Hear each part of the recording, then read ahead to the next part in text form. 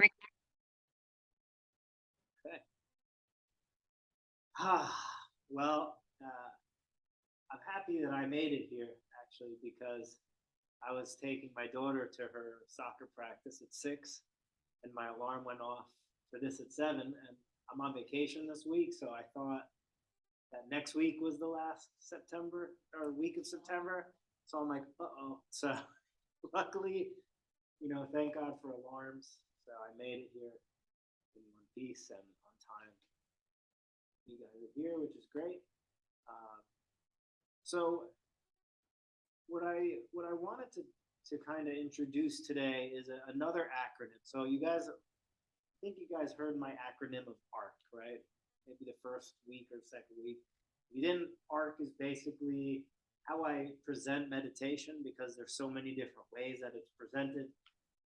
Some of them are kind of kooky, so I try to keep it very real and non-airy fairy with this acronym, which stands for awareness, relaxation, kindness. And that's what we're actually trying to do when we sit down in meditation, but also when we go out into the world. Are we consciously aware, without judgment, without storylines, with a sense of warmth, curiosity, a willingness to be here? Are we able to soften into our lives and ourselves, pleasant or not, when things are good, when things are bad, right? And like I've talked about, it's not just about how can I feel good for 10 minutes a day, it's how can I relax into my life no matter what, because life's not always going to be pleasant. So why are we going to try to train ourselves to just feel good when, one, you can't hold on to pleasant, right? That's just the way things go in this life. You can't hold on to anything. So even if you got a nice peaceful feeling, which we do, right? At the end of our class, we're all feeling good. Someone could cut you off right on this street, and that's instantly gone. So we can't hold it. And we can't avoid the unpleasant, right? Aging, anyone uncomfortable from aging? Just achy knees, neck hurts, back hurts. Aging, illness, if there's any illnesses or diseases that you struggle with, or people struggle with. Obviously, death is not a good one, not a pleasant one, not a fun one for people we love and for ourselves. So there's a lot of unpleasant things that happen in life. It's not that it's bad or wrong, it's just the way it is. And we're in a society that kind of doesn't look at real life. So I'm trying to reintroduce, I'm not saying anything special or new or exciting. I'm just reminding you of some basic truths. And then I'm giving you tools so that you can open up to those basic truths so that you can live a wiser life and not bang your head up against the wall trying to fight what's true. So part of that relaxation is not just de-stressing. That's important. There's a lot of studies with stress-inducing illnesses, or at least contributing a lot of diseases and stuff like that. They can not. I don't want to say the sole reason is stress, because that's not true. There's environmental factors, there's genetic factors, but stress, repressed pain, anger, emotions, trauma, all that stuff can come out in the physical. So if we don't have tools to be with these things, then they come out in all kinds of ways. And if we don't have tools to deal with unpleasant, when we deal with unpleasant, we just get consumed. We have no way of getting through it. I don't know how people get through it when they don't understand this stuff. And that's why I teach, because it's like there's so much suffering in the world, and people don't have tools. I have the tools, and I still struggle. So I can't imagine not having these tools and then going through something, and again, especially with the way our society is set up, where it's like aging is a problem. Like, no, aging is a normal process. But look, we're like so obsessed with youth, and we're injecting ourselves and eating all these things and not eating, and doing all this crazy stuff to try to maintain something that can't be maintained. And look at this time of year, autumn, fall. This is like the season of aging. And what do you see when you go out into nature in fall? You see beauty. You're not standing under the trees, spray painting them green and trying to glue it back on. right? It's just a natural part of life. It can be a beautiful part of life. Yeah, there is sadness in it. I think there's always this twinge of sadness when fall comes, but there's also this beauty and joy that can come. I'm going on a rant here.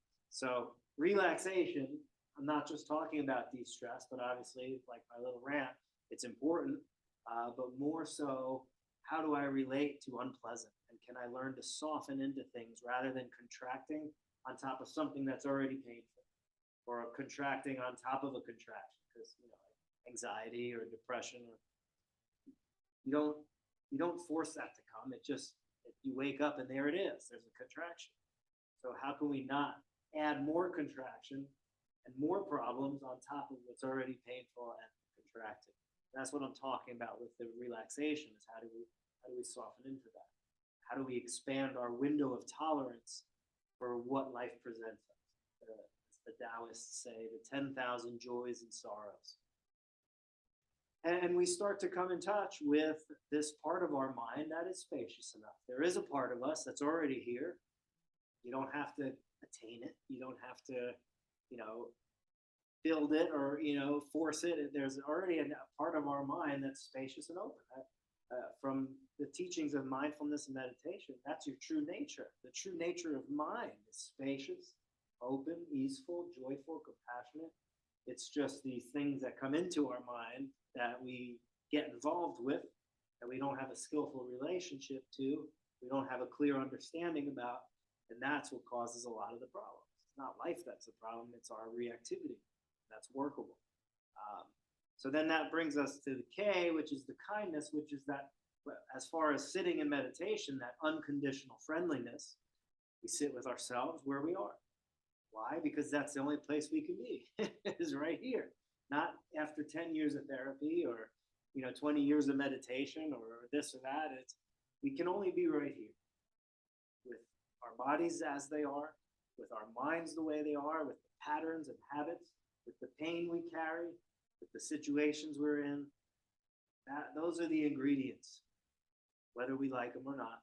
Here are the ingredients. And meditation asks you or invites you to bring a sense of kindness, a sense of compassion, and then how are you going to meet these things? And can we meet our darkness, our illness, or difficulties with some compassion? And then another aspect of kindness is remembering that suffering is a part of life, that every single person experiences it, whether they're rich or poor, whether they're young or old. There's suffering everywhere. I know Facebook makes it appear like certain people don't have suffering, but it's bullshit. Everybody has it. Some people are just better at hiding it.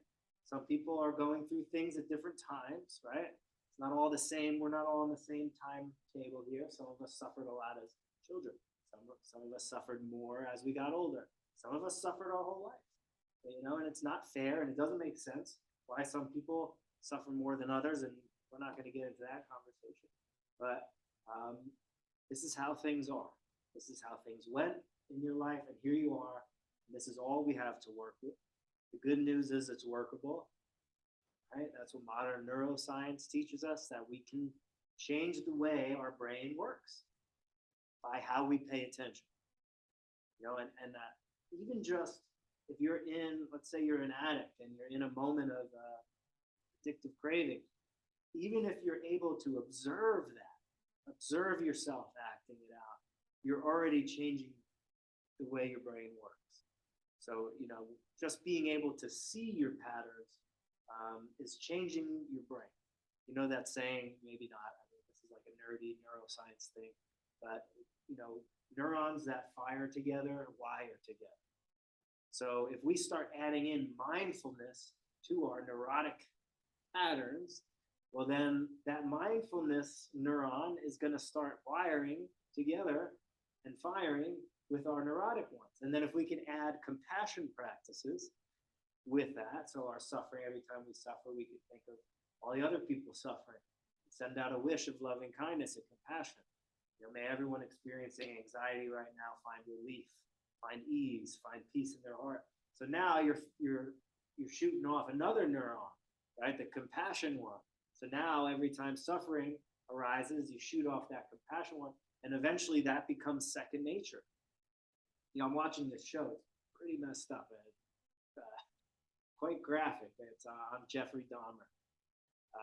It's a new Netflix. It's not a documentary, but it's like a TV series about the lives and you could look at someone like Jeffrey Dahmer and immediately hate him, or say he's the devil or whatever. And again, I'm not condoning anything he did by saying this, but you can also see him as a person who, based on certain causes and conditions and certain lack of some needs that human beings need to develop appropriately, based on environmental factors, some genetic factors, that he ended up doing these terrible things. So when I see violence now, when I see, not just in that show, but like when I see on the news, somebody punching a 70-year-old and stealing their bag or something. Yes, I have that frustration, but there's also that compassion that I've been training my mind for. And it's like, what did this person have to experience in their life to get to a point where they think that's okay? Where they're so dissociated from the fact that this is a human being and you're a helpless human being and you're doing something terrible. What happened? And what are the conditions?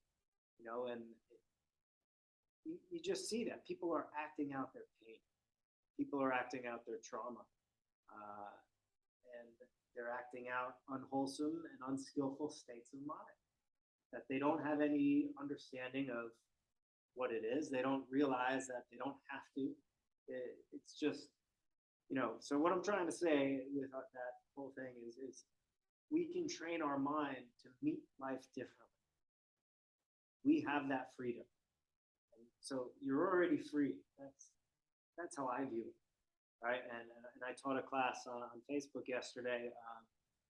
And I just said, if you can pause and notice what's happening in your mind and what mood's present and what emotion's present and where you feel it in your body and what your mind wants to do, well, then you're free. Because if you're aware, then you can choose.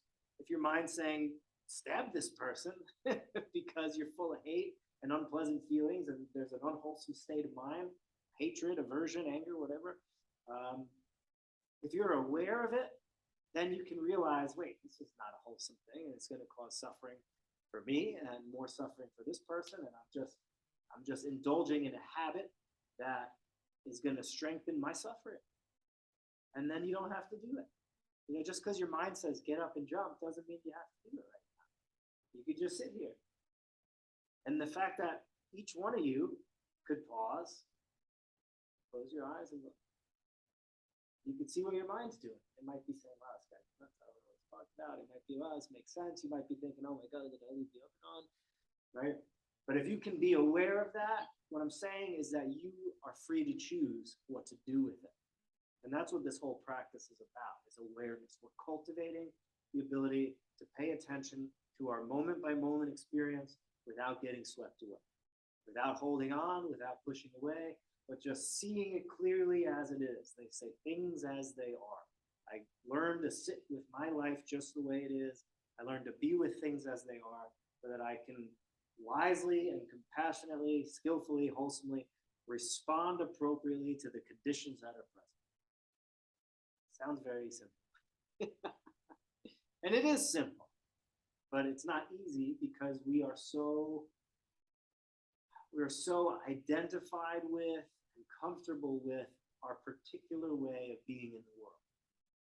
And it's a very deep habit. On top of just our way of being in the world, there's also just ways of human beings, deeply ingrained habits of being human that we're struggling against too, survival mechanisms, things like that. So that's ARC.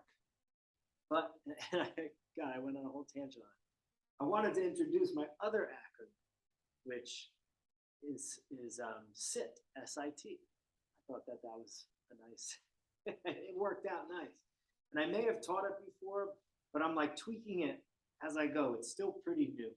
So it stands for stabilize, investigate. I originally taught trust, and I'll still throw that in there. But I changed trust to train. So this is like, so ARC is just like a general guideline. Like, how do I practice? Okay, ARC, awareness, relaxation, kindness. Am I aware? Can I relax into this? Can I hold this with a sense of compassion? Because that's like the how. Sit is more like the sequence of events that you're going to go through. So stabilize. The first thing, say this is your first time meditating, or you're still pretty new with it. The first thing you have to train yourself to be able to do is stabilize your attention on an object. A meditation object, usually the breath. Might be counting the breath. It might be repeating a mantra. It might just be the sensations of the breath. It might be focusing your eyes on a candle that's lit. It could be focusing on sounds, but it's having an anchor. And this is so important because how the heck are you supposed to notice what's happening in the fastness of everyday life and the quick reactions and the things we get swept away by in daily life? How can you possibly find freedom in the middle of the chaos if you can't even sit down and pay attention for a second, without immediately getting pulled away by something? And it's not bad. So when you sit down and that happens, I don't want you to think, well, I suck at meditation and I'm just a lost cause. This is how the mind is. It jumps around. But the awareness doesn't have to necessarily collapse and go off with it. And the best way I can explain that is if you imagine yourself sitting at a bus station, a bus stop. All these buses coming and going. And you can get on them, and they're going to take you somewhere, or you can just sit there and watch them pull up and drive away. Sometimes you just end up on the bus, and you're like, oh, crap, how did I get on here? And you can, whatever, you can get off and head back. But that's how it is, And so we're training with that. We don't. There's different theories of like, this is more Buddhist stuff, but that you have to have these certain levels of concentration. It's called samadhi, and there's different depths of some single-pointed concentration, and I could see the importance of it. But I think for the average lay people, I think you only need to stabilize your attention enough to know what's happening without getting pulled away, or to understand that as soon as you are pulled away, to have that wisdom to quickly come back. When you realize you're on that bus, to just say, oh, oops, I didn't want to get on here. And again, not all buses are bad, by the way. So we can't get into that. Oh, well, I should never be thinking. People are like, well, what if I have to go on vacation, Mark? I'm supposed to just be in the moment. Like, stop. You have to think. We have to think sometimes. Thinking's not an issue unless it causes suffering. The whole point of this practice is to ease suffering and to point us in the direction of freedom. If you're planning and thinking about the future because you have to plan a vacation, there's nothing wrong with it. Think away, plan away, make sure it's all right. But it's like when you're obsessively and you can't stop thinking about planning or that causes you a lot of suffering. It prevents you from living your life. That's something that's worth letting go of, right? But we don't realize any of this if we don't have our ability to just be aware, to be right here, to know that I'm sitting here, and to know what's going on in my mind without it yanking me out of this moment. So that's where we start, with stabilization, with retraining our mind to come back. We're sitting here, we're counting the breath, and then it's like, did I remember to put the clothes in the dryer, smelling when I get home, thinking, and then to come back. And that's a skill you're training. If you don't know how to let go of your thoughts, well, it's going to be pretty hard to drop into the felt sense of things where the healing takes place out in daily life. And think of it, everything you do is a thought. Really, contemplate that. I don't want to say think about that, but, you get up. Why do you get up?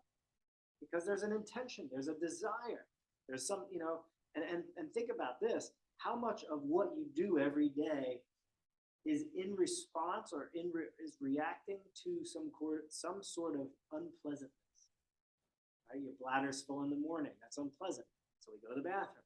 Our stomach's rumbling, so we eat. Or maybe we just start to feel bored and we eat because we're bored. We don't like the way, how much of our lives is just trying to get comfortable, trying to maintain pleasant, trying to avoid unpleasant. This is how we're wired. So we stabilize our attention, and then we can get to the I, which is investigate. This is where we really look honestly at ourselves and other people. It's not just because you can watch different moods passing through other people, different patterns, and just observe non-judgmentally. That's part of the practice too, but for the sake of this talk, we're talking about our own patterns. So once you have enough stability, you start bringing that stability into everyday life. What mood is present? What is it like when I'm in this mood? How does that color my reality? How do I react to the world when I think this way, when I feel this way, when I'm in this situation? Why do I talk to this person so nasty? And can I change my relationship to that? Why am I always yelling at my kids or, fighting with my mother or whatever it might be? And how do you talk to yourself? And you just start investigating. You have enough awareness to investigate. Enough stability to investigate. And that's what I was saying. You don't need to have these in-depth, single-pointed where you disappear and all this crazy stuff. It's helpful. It's interesting to see. But I think you just need enough to know what's happening moment by moment from the time you wake up till the time you go to bed. And I think the statistic, and I think this is being very generous, is 47% of your day you're distracted by thoughts. And I think that it's much more in this society, especially with cell phones, distracted by that, distracted by television, by any kind of entertainment. But enough stability so that we can start to see,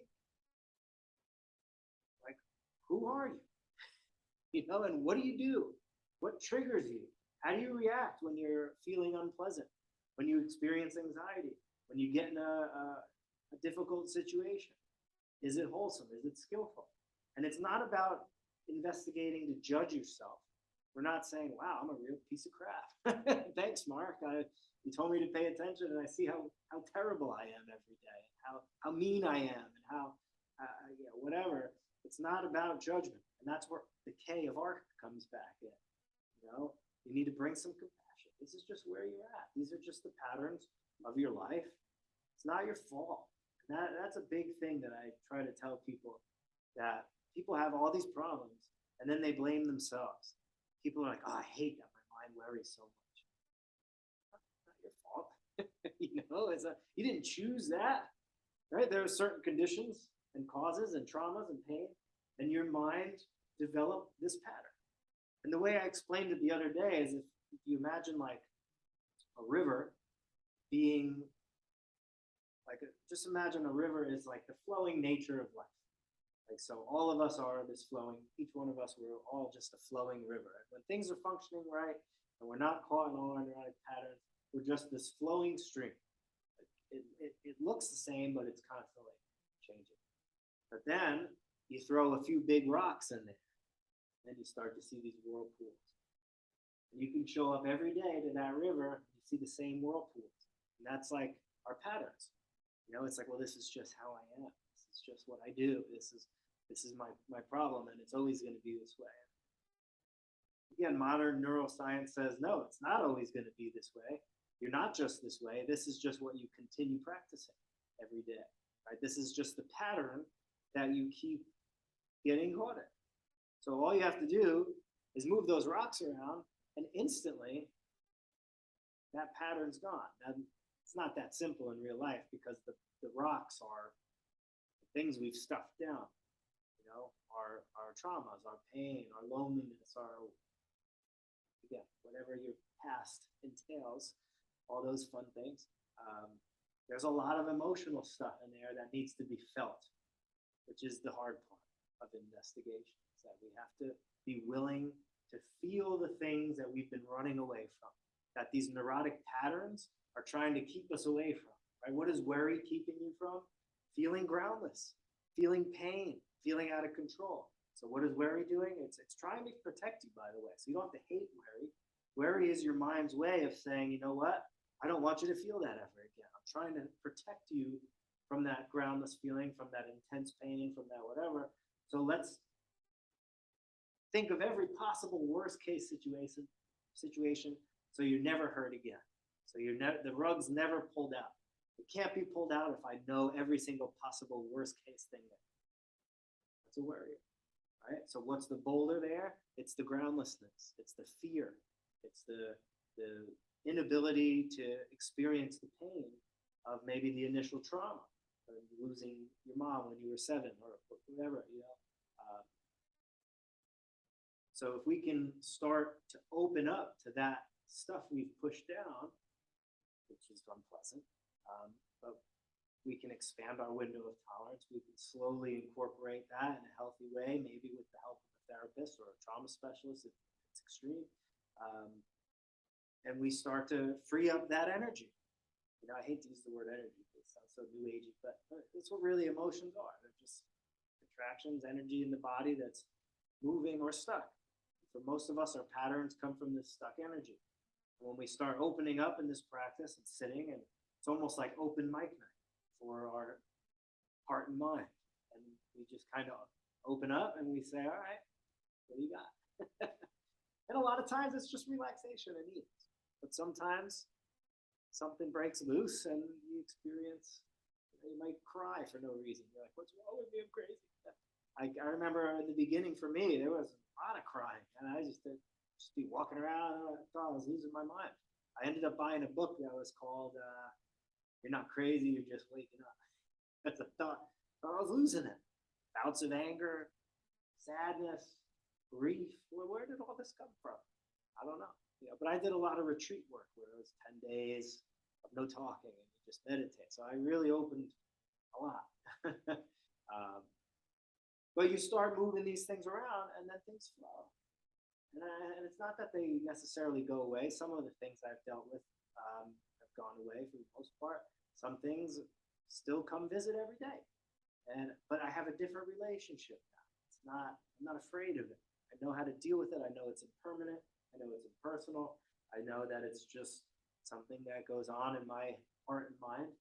And I welcome it. And I allow it to be there. And then it goes whenever it wants. You know? And that's the kind of relationship we can have with all aspects of ourselves, the good and the bad. And this is all, you know, the investigation category. I could literally talk for like hours about. So just watch. So become curious. You got problems that you deal with every day. Start becoming curious about them. Start to see, well, what's it like when I'm anxious? Notice the thoughts. See if you can let go of the thoughts and go to the felt sense. So this is something really important too. With private clients I work with, it's bringing them to the felt sense. They might come in, oh, I'm so frustrated, I'm so stressed out about it. Where do you feel it in your body? That's something that I do all the time, and it's tremendously helpful. And that's what I want to share, why I want to share it with you. Come back to the body. If you're jealous about something, if you're angry, if you're nervous, if you're anxious, depressed, whatever, be willing to consciously feel it. What does it feel like? Where does it live? You can even ask yourself, question, what color would it be? What shape would it be? Is it hot? Is it cold? These are things that I ask my clients when we're in the middle of a big emotional thing. You know, and then you can go even deeper. Well, you know, is there any key memory associated with this feeling? Is it just today, or is this a familiar feeling? It's a familiar feeling. Well, how old do you feel? 8. Well, what's going on with that 8-year-old? Why do they feel this way? And then all of a sudden, there's this whole memory. And then we bring in a sense of, well, how would you, a sense of nurturing. Okay, well, you're the parent now of that 8-year-old. What would you do now if you saw your child feeling anxious and sad and nervous about going to school? It doesn't have to be this big trauma thing, but I pick her up. So imagine yourself holding that child. Like there's a lot of deep healing work that you can do by just exploring the feeling. So I always like to feel it, relax around it, see, like kind of become curious, like does it get bigger? Does it get smaller? Does it change into sadness? And then if you want, you can kind of think like, well, is this a familiar feeling? And maybe a memory comes up. And if you go through that memory and it's not re-traumatizing, obviously you have to be mindful of your own past. Don't do anything that can suck you back. But, feeling it and then imagining yourself nurturing that inner version of yourself. It's really amazing how people change within. I could do a 10-minute session and just have this conversation, and they can come out completely different.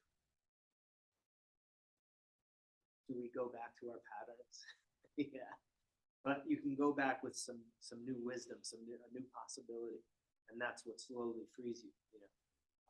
So that's the T, right? So that leads me to my final point of sit, is to train, to retrain.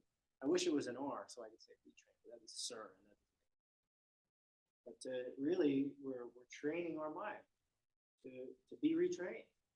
So, okay, so now we've investigated, well, this is how I am, this is what I do, and this is what triggers me, and this is what is painful for me. And now how do I train myself to meet all this differently? That's the practice. Yeah, you know what? They're very similar. I'm not a therapist, obviously, so I don't know the exact, but I know that that's like you're changing behavior. And by being aware of what you're doing and doing something different. So in a sense, yes, it's basically doing your own CBT. I mean, I don't want to oversimplify it if it's not that simple, but we stabilize so that we can pay attention. We pay attention enough so we can look clearly and see what's true for us, for the people around us, for the relationships we have, for the job we're at, for our whole life situation. And then we train ourselves to meet it differently. And what are we training ourselves to do? Arc, right? To be aware, to be relaxed, to learn to soften into our lives, to expand our window of tolerance for what we feel like we could be with, and then to throw in that dimension of kindness. And that dimension of kindness is also just how you treat people. It's not even just about loving yourself and getting to know all these parts, which, by the way, if you want to feel whole, you have to let it all in. Wholeness is not just some parts. Wholeness is everything. And you find a way to welcome all the parts of yourself, the dissociated ones, the painful ones, the dark ones, and you find a way that you can hold it all and relate to all of it. And that's where wholeness is. We're just so fragmented because we're not willing to go certain places. And again, sometimes rightly so. If it's severe trauma, I've been studying a lot about trauma because I think it's an important topic for me to learn about. But our culture is set up, it's a very traumatic culture. Like I'm reading this book, The Myth of Normal by Gabor Mate. He's a specialist in trauma. And he talks about just something as simple as like letting our children cry themselves to sleep. I've tried it. It's horrifically painful, and it goes against your instinct, right? You're dying when they're crying, right? Because your instinct is pick that child up, and that instinct is right. Well, again, we can all debate that, but for human development, you look at our ancestors, being held and carried and loved and nurtured by a whole community and being close and protected like that, that's what's normal for human beings. That's what's normal for like development. But we, in this culture, it's like, well, what's good for the parents? Our parents are stressed out. Why are we stressed out? Because we're in this unnatural place where we have to all work, and we have to make money, and we can't make ends meet. It's not like the parents' fault. It's this whole situation. It's unnatural. And all of these illnesses, this is what Gabor Mate is saying, is all these illnesses, these mental diseases, All of this stuff are normal responses to unnatural conditions. Very interesting book. So, and it's very clear, even though it's a doctor, he's not like using big words. Like I can read it and I'm like, oh, I understand every sentence. He's not trying to show off his vocabulary, but it really has me rethinking everything. You know, the way that I treat my children, even just like if they're angry. It used to be just like, go upstairs until you calm down and then you can come back. What is that telling my son or my daughter? That you're unaccepted if you're angry. Now, what is that child going to do? They're going to go into their lives and think, every time they're angry, I want to be accepted. I can't be angry. So what do? What's depression? Depressing, pressing down. It's pressing down emotions. That's what we're taught. Be a good boy, a good girl, you know, and what does that mean? Again, take it with, you know, take it for what it is. But it makes you think, how can I teach my kid that anger is okay, it's normal, but acting it out might not be the most appropriate thing. It might, you know, not get you exactly. So that's been my journey now, is trying to rethink, how am I talking to my kids? Like, my daughter doesn't want to do soccer. She's having trouble going to school, which is very unnatural, right? All of a sudden, 5 years old, see you later, all day, gone, in fluorescent lights and with people you don't know and learning God knows what. I mean, I'm not anti-school. So she had trouble. And then we're saying, okay, now you're going to go to soccer. She doesn't want to do it. So I'm letting her not do it. You know, you're already, you know, you're already having a hard time with school and you're doing really good with that. If you really don't want to do soccer, that's okay. We'll find something else you like. You know, but you see, like, just, and it's not in a judgmental way. I see other parents, like just today, I saw a parent that was like, you know, you're just running around and laughing and being silly, like, listen to the teacher or listen to the coach, you're not listening. And this poor kid, with the horror in this child's face, like, he just wants to be a kid and run around. He's 5. Who wants to run around and kick a ball and just be silly and crazy? But we're taught, you know? And again, we need structure. I'm not far right, far left. I'm not any of those, you know, but it makes you think. That's what I think a good book is. A good book makes you really, or a good class or a good talk, it's something that makes you be like, oh. And it might make you uncomfortable. That's good. If I give you a talk and you're uncomfortable when you leave, I think that I did a good job, because you're thinking. I'm shaking something in you. It's going to make you think about things different. I don't want to just tell you everything's fine and you're going to meditate and you're happy in the end. High five, sticker, have a good life.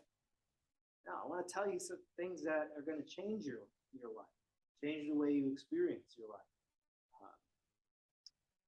I don't know how I got all of that, but good book, by the way. But that's the train, is we're training, and that's what I'm doing. And I'm, you know, if I'm responding to my children, their anger with my anger, what am I? I'm just saying, this is how you react. This is how I know. Well, yeah. And then you're tired because you're in a natural situation where you have to work 10 hours a day and, you know, just to get by. And right. And you, right. And then you're dealing with dummies at work, you know, that are stressed out and don't know how to deal with life. And then you're stressed out. It's very hard. But if you're aware, then you know, I'm in a stressed out mood. And this is how I know what my reactions are. Okay, so I know if I'm walking through my door and I'm already triggered, I know that I have to pay extra attention and that I need to do something to calm myself down. And that if I get into a situation where I'm like, that I need to step away for a little or do something or whatever. And honestly, the past few weeks, I feel like I've dealt with my children so much better, because they know I'm not going to yell anymore. I even said that.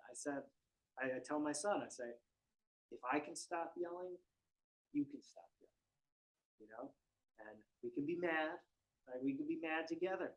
So, I'm mad, I get mad at work, and, and that's, I tell them, but we don't have to scream, and we'll see how that goes. But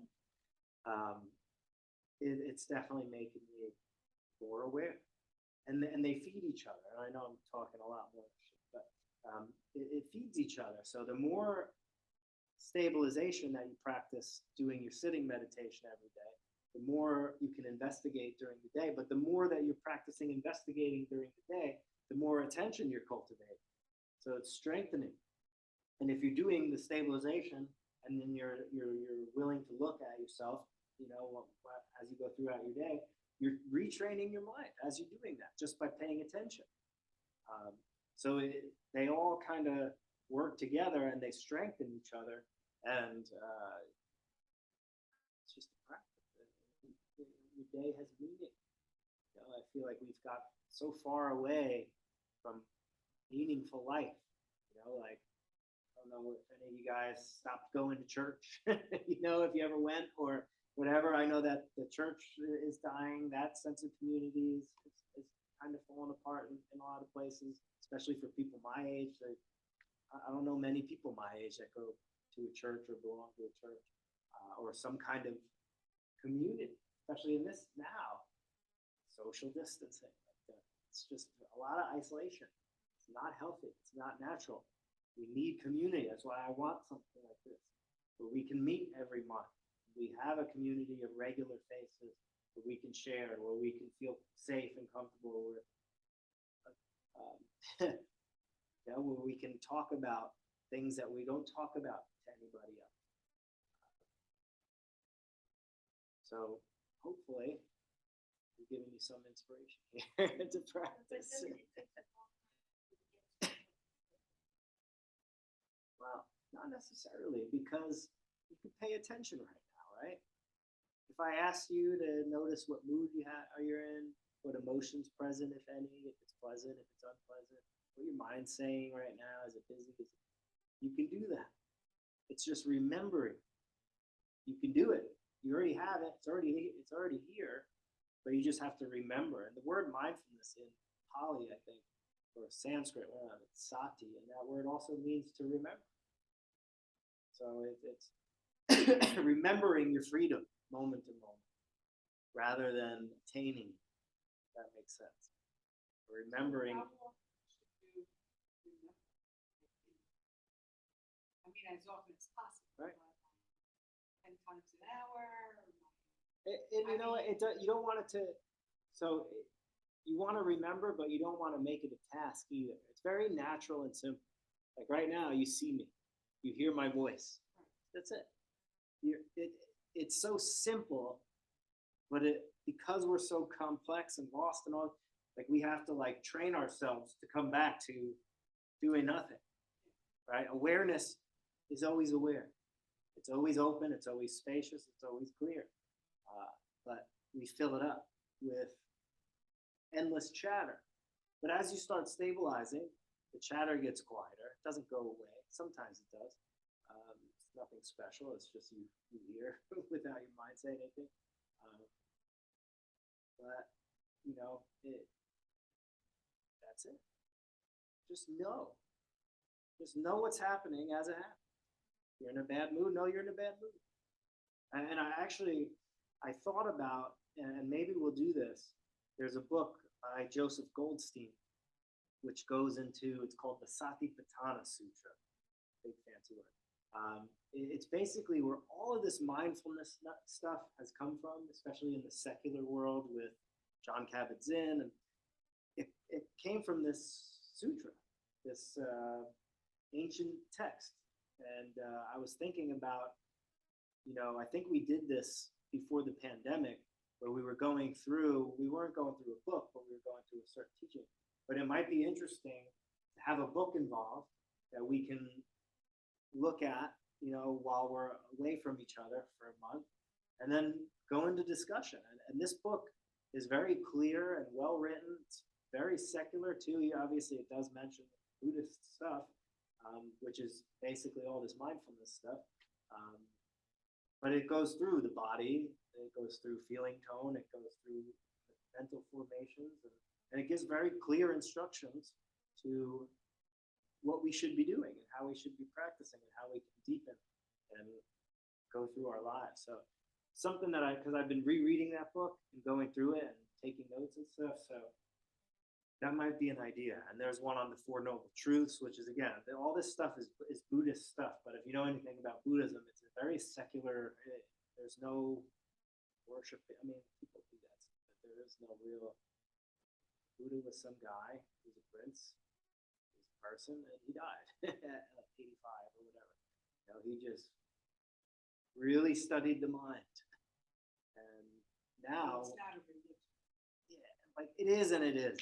Depends on the, like the Chinese culture has like traditional stuff, and then they, pray to the Buddha for good fortune. Like that's not, there's nothing in Buddhism teachings that said like good fortune. Like, that's just the way that monasteries got money, like I don't know. Maybe there is good, merit, fortune, I don't know. But I like to keep it very practical. And if we were to study that book or, Dancing with Life by Philip Moffat, which is I used to teach, it would be very much the way that I present it now, just with a little help from these great teachers. So something that we can think about. If you're interested, then we'll pick one and we can go through every month, and then we could switch. And then obviously if something cool comes up, I'll just teach that week or whatever. But anyway, I don't want to talk the whole time. So let's get at least a 10-minute sitting in, and I'll save some time if you have any more questions. So find a comfortable seated position. Hands on the knees or resting in the lap. Just get my timer here. Sit up tall. Attentive but relaxed. And we'll start by just listening to the sound of the bell. So close the eyes and just hear the bell as I hit it 3 times.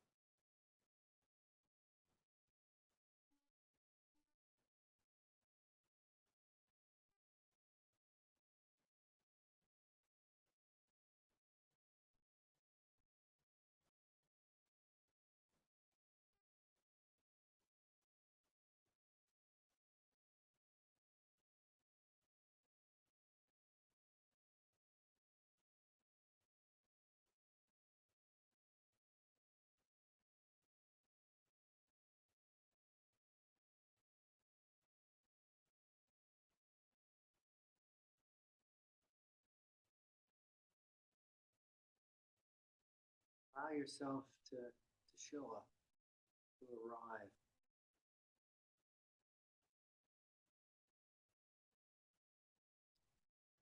That seems like it's something we have to do, but really it's just something we drop back into. Body's always present. Awareness is always turned on and illuminating. It's like returning home.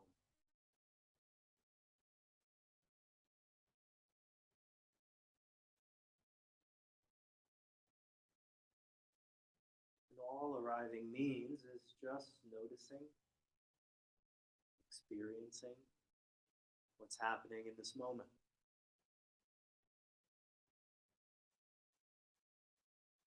And since our eyes are closed, it's really sensations in the body, sounds, and thoughts and emotions.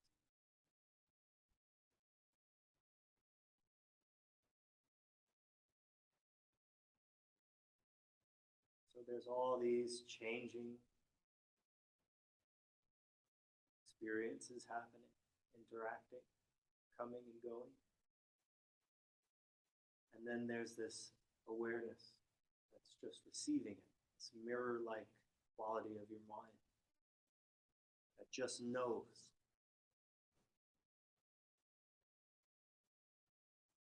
And you hear a sound, you know you're hearing. When you have a thought, you know you're having a thought. It's that simple. It's as if you were saying right now, things are like this. And you just kind of surrender into that, whether it's pleasant or not.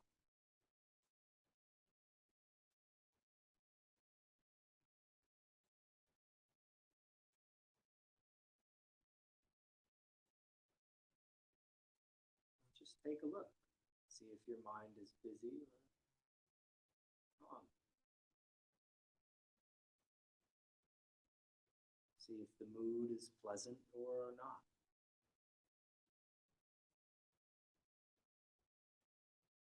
Notice what your body feels like, all the different sensations.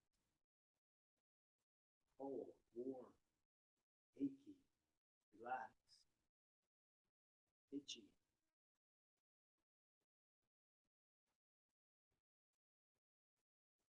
Notice it all. Receive it all.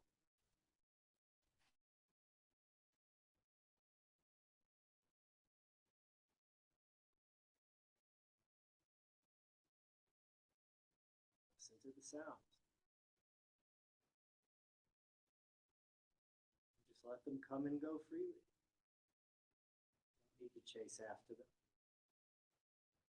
You need to react to them. Just hear.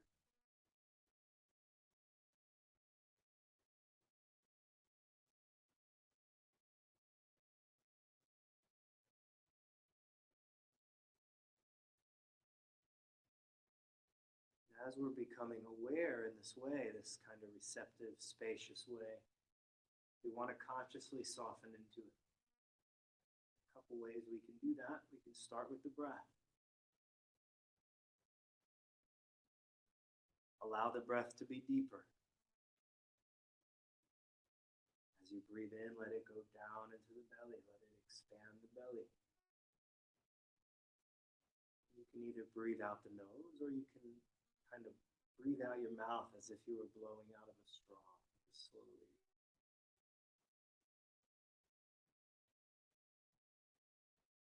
This deeper breathing can take you out of that fight, flight, or freeze. Stress causes you to go into.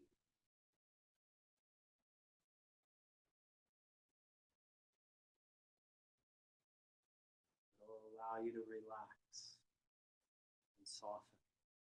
And then on top of that, on your exhales, you can almost consciously relax your body. As you're breathing out, you just soften, as if you were melting. And anywhere that's tense, just breathe that tension out and soften. And there may be places where you can't soften or relax, and just soften around that. See what you can soften. Breathing deep, relaxing as much as you're able, and just noticing the moment-to-moment experience of sitting. It's nothing special or spectacular. Sitting, breathing, hearing. Thoughts coming and going. Sounds.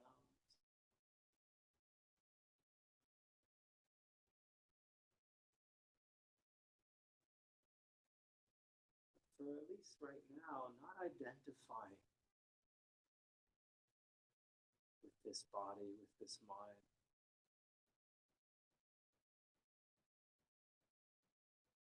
Almost as if the body and mind are just a part of nature, as if you were going on a hike at a reserve.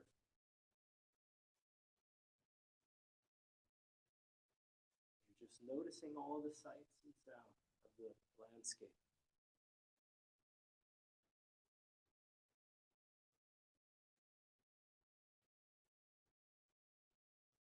For a moment, putting down that burden of a self, of me, of mine, of I.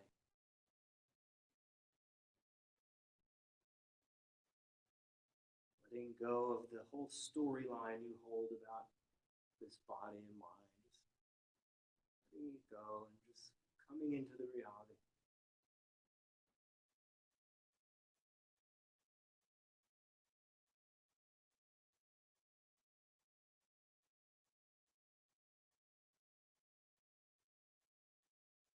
And more importantly, letting go of that struggle.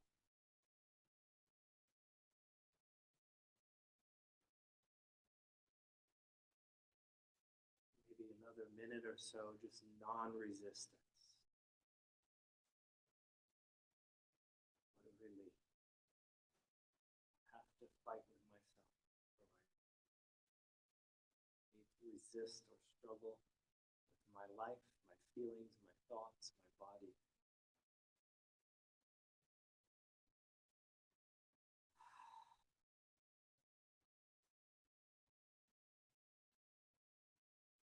Just paying attention, you're already finding a sense of relief. Just observing, being that silent witness.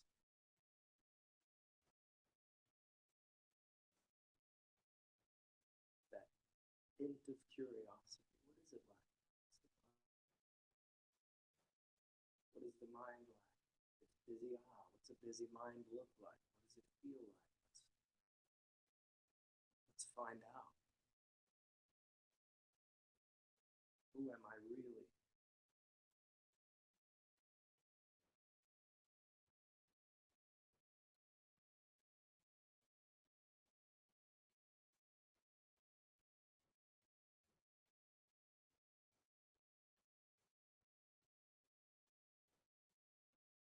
So in this kind of open, relaxed state, just listen to the bell one more time.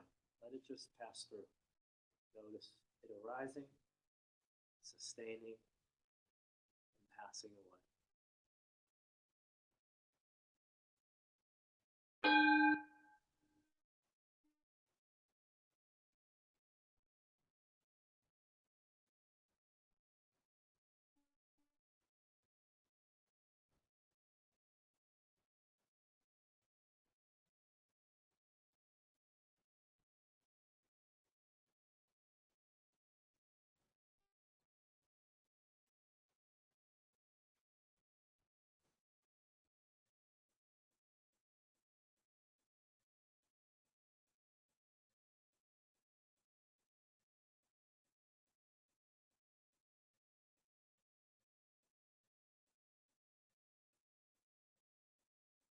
All together, why don't we take a nice deep breath, breathing through the nose, biggest breath of the day.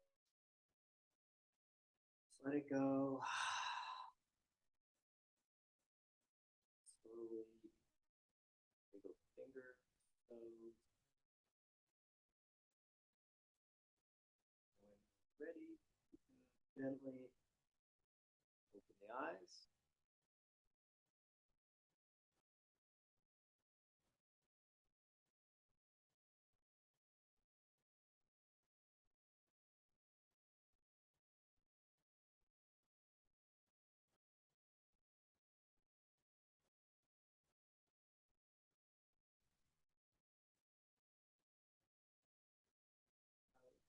Keep doing that. Short but sweet. You all were aware, right, of what your mind was doing, the sounds, what you felt. You already have it. You can do it. Now you got to go do it, And that's, why sitting every day is important, because it reminds you. Sitting right when you wake up, right before bed, both if you can. Can't do those times, you do whatever, but those are nice times because you start your day with it, Then you go out into your day from this place. It doesn't last, so don't hold on to calm. Uh, but that, you have the intentions. Intention is a strong thing. You set the intention. Like, all right, when I go home, I set the intention. I don't want to yell at my children. And it's important to reset it over and over again. And that, when it's in your head, then you're more likely to act in that way. You're inclining your mind to respond in a different way. You just need to remember. I used to make bracelets for the retreats I would do that would say, whatever happens, I don't mind. So that people could wear them, like the Live Strong bracelets. And I feel like those were cursed though, because whenever I wore them, bad things would always happen. It's almost like the universe is like, oh yeah, let's see if you don't mind. Yeah, so be warned if you make an intention. First we'll test. Yeah, so hopefully that helps. The sit, the arc, all that stuff. Kind of some newer stuff that I've been creating, trying to make sense of it. I don't think arc is in my book. Well, you recently got it. It's not. I don't think that I have it in there. I don't think so, no. Follow what you said in the beginning, do one chapter a day and concentrate on that. Right. Yeah, it's a nice little story, and then you can, again, it's just another, so that's what I do. I like to read. I like to listen to Dharma talks, which is like basically what I gave you is a Dharma talk, a talk on the teachings. They have apps that have unlimited Dharma talks, Dharma Seed, podcasts. That's how I stay motivated. And by teaching. Teaching is very important. Because you have to at least try to do some of the things that you say. Practice. Community helps.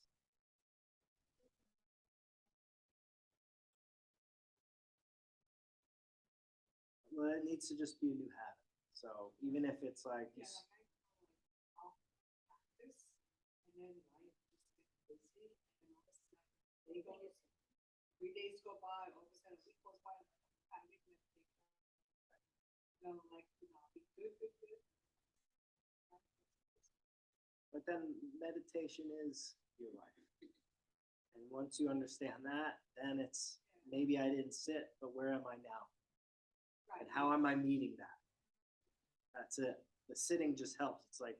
It's like doing your if you're learning piano or an instrument, it's like doing the chords or the scales. Yes, thank you. You're doing the scales. You're doing the like a good musician practices their scales and things like that, so that when they're performing, they can freely do whatever they want because they've been trained so disciplined. And that's like the same thing with meditation. You're training in a very specific, disciplined way so that you can express it in the rest of your life spontaneously. Yeah, Your Life is Meditation. It's my second book. So hence, your whole life is like, because there's only now, and it's how are you meeting now? This is all you have. All you have is your life now, and your practice is relating to it from a place of wisdom or a place of clarity.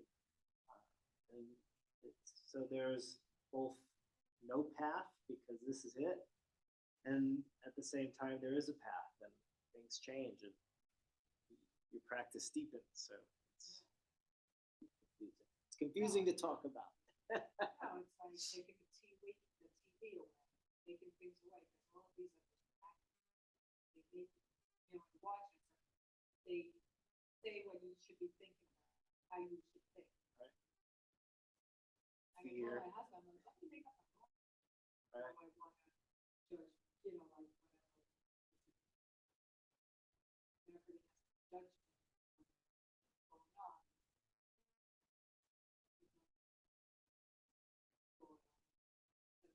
Have people telling me what I should think. How I should think. But what I should crave. What? What I should crave. I mean, this society's good at showing you what you should want and how that's going Right. to make you feel. And Right. they feed on that, you know, that promise, that false Right. promise that something's going to finally I find fulfill you. there's simplicity in life. I don't need it. Right. You know, like it's simple enough. when you go on a retreat and all you have is nothing, Yeah. your body, your mind, maybe breakfast and lunch, Yeah. you're so much happier. Yeah. I don't need the phone. I don't need the TV. I don't need to think about things endlessly. I could just sit on the bench and I don't even put the TV on for the reading. I have to like so lucky. like quiet. Like all day. You have to be all day in quiet. When you're not afraid of that, then it's even nicer to just let go. I always get funny. Well, so I want to see because we did before the pandemic, we did a half-day retreat here. It was from 12:30 to 5, I think, on a Sunday or a Saturday or Sunday. I can't remember, but maybe we can have Lori do it again. It's nice to get a full day. A full day. The only problem with a full day is the food situation. Obviously, if it was somewhere here, if it was here, we'd have to figure out, like maybe you just pack a lunch or something. That's the only Like, what would complication. it entail? Sitting, walking, moving, shaking, dancing, all kinds of meditations, just flowing one to the next. It's not just like you sit and face a wall for 10 hours. Yeah, yeah, yeah. That's one type, but I like to do like you do sitting, then you do some walking, then you go back to sitting, and then you do, maybe a stretching, moving meditation. Then, maybe take a break, and then go back to sitting, to walking. Maybe you do the whole moving and dancing meditation. Then usually I save time for like journaling, like a short 10, 15 minutes to write down whatever. And then the last 20 minutes is usually group sharing where we finally break the silence. And we Oh, can, so everything's it's a silent, yeah. Oh. I mean, I talk, I'm guiding it the whole time. Oh, okay, So it's all guided stuff. okay. So I'm the only one really talking.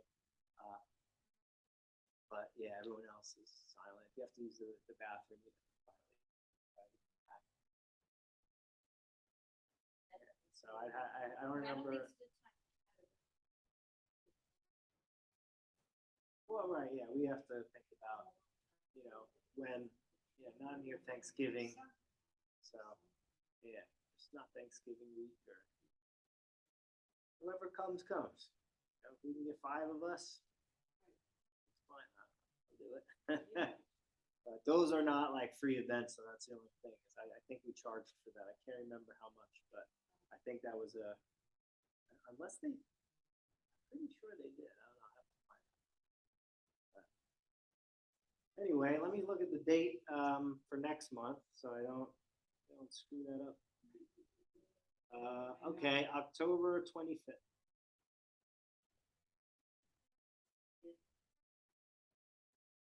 I know it feels. I thought September was one more week, and that's why I thought next week. So October 25th. I'm debating if I should start the book thing. Did that seem interesting?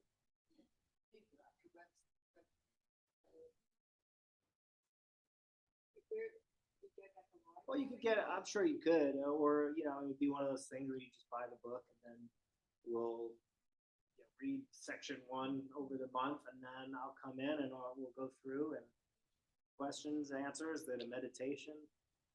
Because otherwise, I mean, I'm fine just coming in here and talking too. You see that I can talk all day. Oh, Kabat-Zinn, yeah.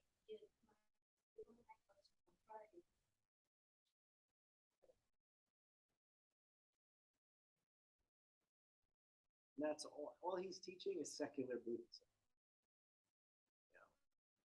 I know nowadays it's a little less, but when I first started teaching all this stuff, I had to be careful how I said it because it could freak people out. but I think we're in a pretty secular, knowledgeable. You're not trying to convert anybody to me. No, it's just, Says that I'm not trying to convert you. but it's just, you want to also honor where it came from, and then try to stay true to that, because there's a whole book, what's wrong with mindfulness and what's not. That's the name of the title, but it talks about like mindfulness, and it's just like yoga. Now you can do yoga with goats. Like, this is what our society does. It's like Mick yoga, Mick mindfulness, Mick meditation. So it's like, you don't want to secularize too much and forget the depth. Like, we don't want to use mindfulness to just make a company profit. Like, we want to use mindfulness. We need that ethical dimension, and that's sometimes left out, the ethics and the morality aspect. So that's why I try to stay as close as possible without. It's not like you have to. It's not like I grew up Catholic. It's not like you have to like say something or do something. It's just how you relate to things and how you look at things and the practice. It's just a practice. It's a literal practice of how to live a life that is in line with your values and that is moving in the direction of wisdom and compassion and all that good stuff that every religion talks about, that none of them seem to practice for some reason. So I don't know, but yeah. So October 25th. Yeah, let me think about. I do, yeah. Yeah. If you just type my name anywhere, you'll find it. But I do have I have a card. Let me turn this guy off.